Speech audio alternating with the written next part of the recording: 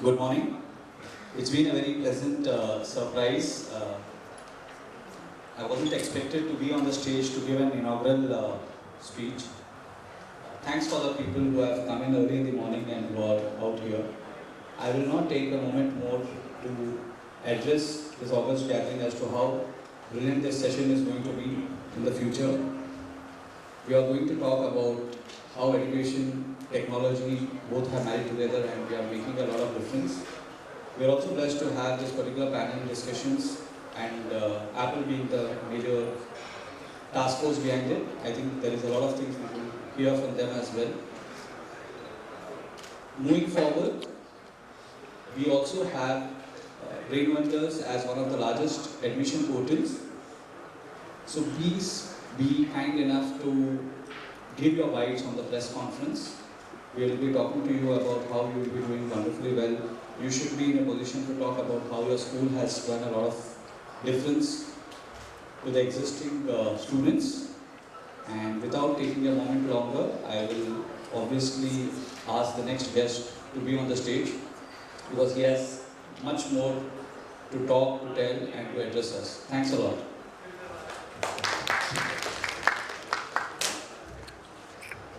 Thank you so much, sir. And now, ladies and gentlemen, keeping in mind the formal protocols and the decorum, now I would like to invite Mr. Vinesh, Menon, CEO, Amperstand Group of Schools to kindly join us for the keynote address. Everybody please put your hands together for Mr. Vinesh.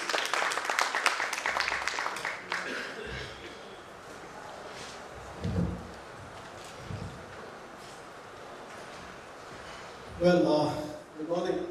I think there are examples of quality preceding quantity. I think this is one such example. I think the quality of the crowd here precedes the fact that we don't have enough people. But I think thank you all for coming and giving your time to the morning session. The weather has been particularly good, and I don't know whether that's got a few people lazy, but whoever is here on time, thank you so much.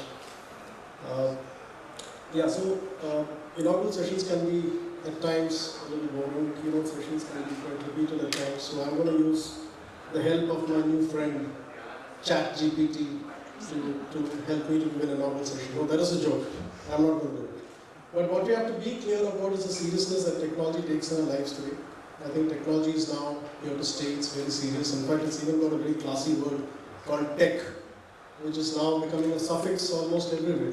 I think you talk about finance, you have something called fintech. You talk about healthcare, you have something called health tech. Real estate is called real tech. A few days back, there was also a conference in one of the hotels, Leela, and it was on advertising. And the theme of the conference was ad tech. So now there's ad tech, fintech, health tech. Of course, ed tech is here.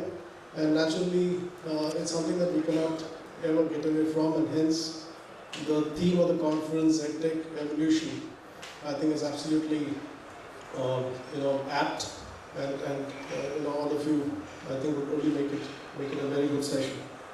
Well, I think there are perspectives that one can look at in the current scenario, a lot of perspectives, but since I'm the one standing on the dais, fortunately or unfortunately, I'm going to give you mine.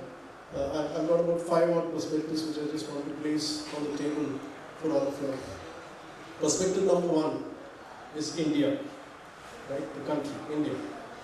I think India is growing at an unprecedented pace and at an unimaginable scale. And I think this is something that if you really look around, you will notice. The next decade is going to be absolutely mind-bogglingly fast. A lot of data points that talk about this, but I don't want to bore you with that. But I'm just going to talk about 2 or 3 of them as of now, which is probably contextual for today's theme. Data point number 1 is that we've become the most populous country in the world. We have overtaken China. We have 1.4 billion plus. 250 million of these are school-going kids, and they are equally divided between government and private domain. So remember, this is a very important point. There are 2 cohorts out here.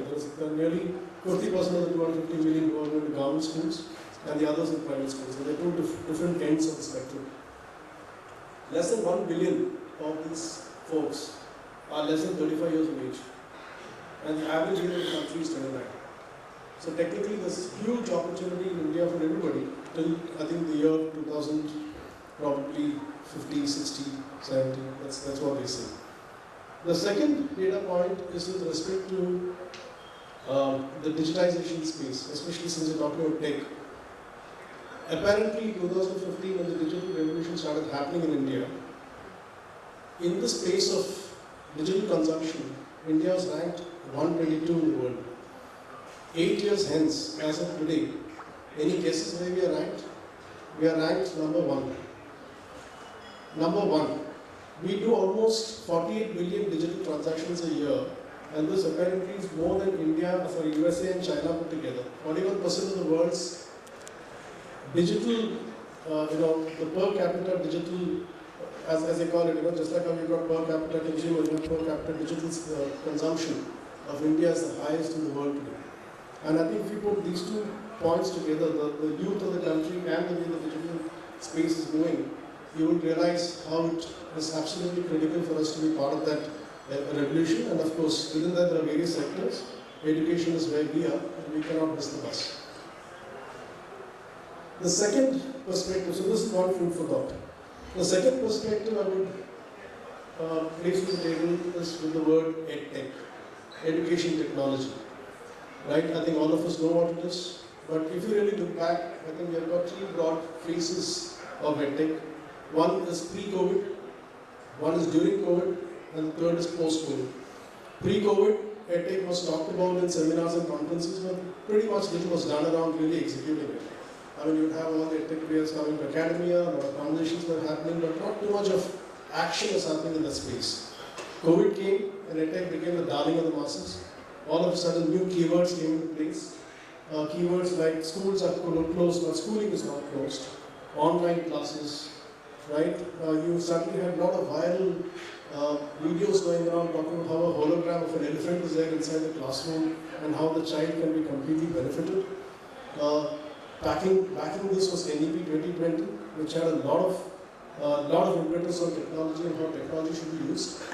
And of course, the funding went up into the tech space. EdTech came out with a lot of solutions. There's a lot of excitement in the area. Every single conference almost for those 2 years is virtual. And the Microsofts and the Zooms and the Apples and all these powerful entities were there trying to talk about how they can help manage this better, which is a good thing. Then we started moving out of COVID. Schools started opening up. All of a sudden, there were news about how screen time is bad for children. There was news about how online cannot be used for preschools, and how slowly and steadily budgets started coming under pressure. The schools which are in the tier 2 and tier 3 cities couldn't afford the technology. EdTech started moving from solutions to products. NEP 2020 started at a great pace, but then it started to slow down. Not much was heard about the progress in NEP 2020 as much as it should. I'm not saying it's not happening, but as much as it should. Funding started going down. I think the last 6 to 12 months, the news is very clear. There's a 75% break or a dilution of funding to the EdTech space. And some more bad news and sad news. We see a lot of layoffs happening. In fact, in 2022, I'm told close to, I think the last 6 months, close to 31 odd companies laid off more than 18 to 20,000 employees. And within that, nearly 8,000 employees were of EdTech. And that 2 from 15 odd companies out of those 31. This is sad.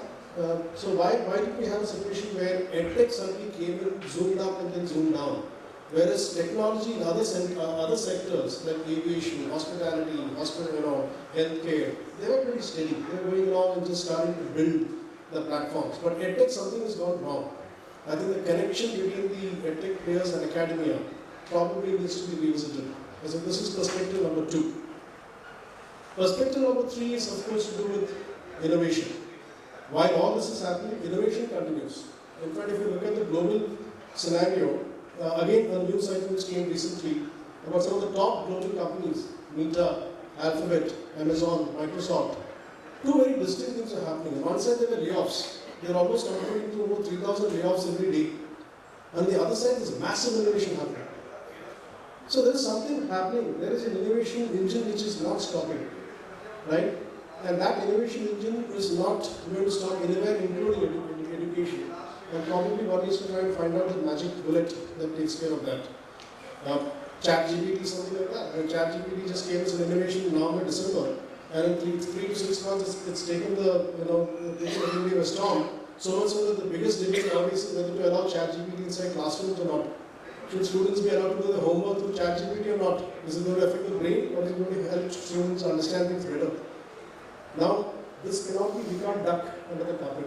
It's there, it's happening, and one needs to figure out how to debate and actually come to some conclusion around this. Again, it's a food for thought. Then comes the big perspective, which I believe is to do with the old word called change. Change is the only constant. We've heard that multiple times, but the fact is that's the only constant. And change is happening at a much, much faster pace. In fact, innovation and change, if you really look at what happened many centuries ago, I believe paper, when the invention of paper happened, it took 1,000 years for paper to reach from China where it was invented to Europe. And today, anything that is invented is going to reach the masses in probably a few weeks. And that is the pace at which it is going. So the only way to really handle this and be coexisting in the ecosystem is to soak in this change, to adapt, to respond, to adopt. I think if we don't do that, we can get lost out. And that really brings to the very important two words, reskilling and upskilling. And I think reskilling and upskilling is very critical for everybody, whether they are teachers, whether they are parents, whether they are industries, I mean, folks like us who's got a lot of grey hair now, been around for 2-3 decades of working. I think we don't adapt and change, we'll be kind of lost out. I won't be able to handle conversation with a 20-year-old anymore if I don't understand the language. So change is another perspective that we need to keep in mind. The fifth perspective I would like to place is the word hybrid. I think this word, people have talked about hybrid, digital. Fact is India, diverse. We need a hybrid culture. Big chains like KFC has done it. They have customized to Indian consumerism. We have got Amazon even customizing to Indian consumerism. I believe they don't normally do the kind of advertisements that they do in India anywhere else in the globe. So there is change happening there too, or customization happening there, hybrid model as they call it. And I think it's happening in education also. So while in education we completely agree to the fact that technology should have been far more ahead of the curve, like they do in hospitality and in healthcare and aviation, etc.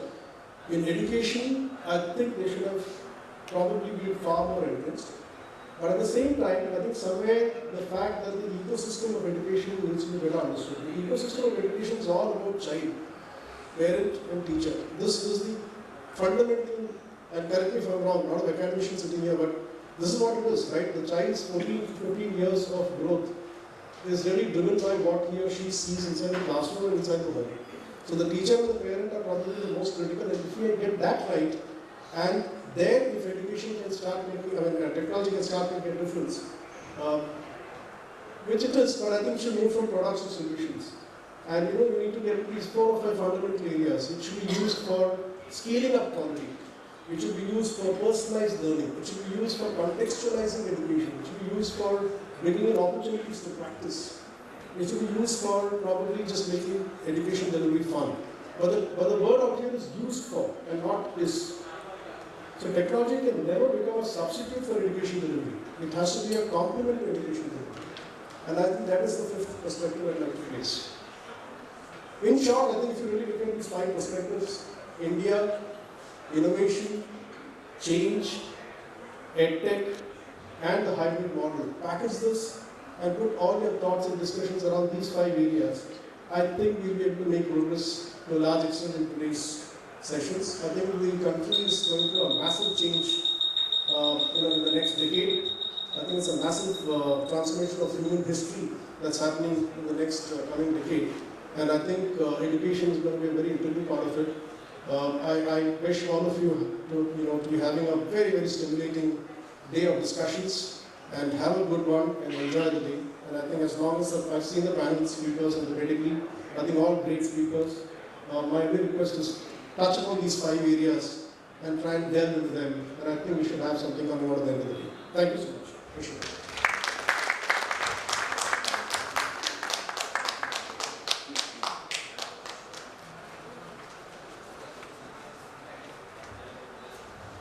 Sir, I request you to please join us. Everybody please put your hands together. Sir, thank you so much for your amazing address. And can I request Marisa to kindly join us for felicitation and for a memento. Everybody please put your hands together. Thank you so much, sir.